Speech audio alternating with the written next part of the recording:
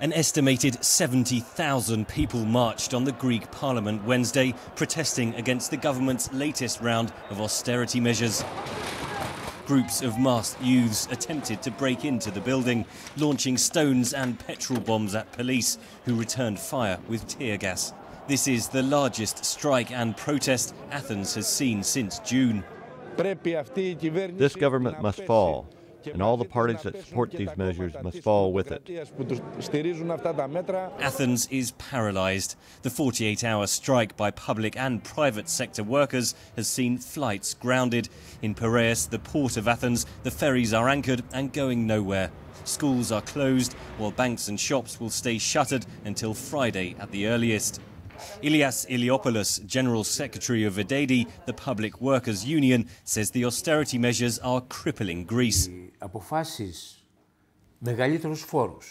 Normal workers are paying higher taxes. They're getting lower salaries, lower pensions, resulting in the economy being literally destroyed.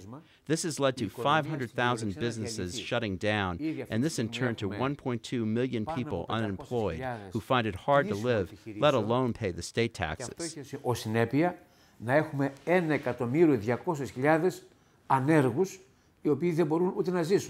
Not all Greek workers want to strike. Stefanos Troupakis is a stockbroker with Piraeus Bank. It's a very difficult environment to get your job done every day. It just makes simple things more difficult, so let alone having to face all the problems that we're now facing. Just makes things worse. Politicians are voting on two bills which would put public workers on reduced pay, raise taxes and reduce pensions still further. It's aimed at cutting the huge debt, running at 162% of GDP. To receive the next $11 billion of bailout money, Greece must satisfy the IMF, the EU and the European Central Bank, the so-called Troika, that it can slash spending. Political commentator Kostas Raptis says most Greeks believe the only way out is a default on the debt. And things get even worse by applying the Troika rules. It's a death spiral.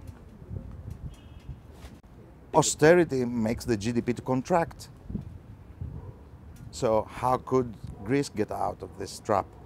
It's a trap that Europe's politicians fear could ensnare bigger economies like Italy and Spain.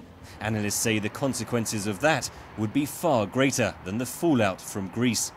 Henry Ridgwell for VOA News, Athens.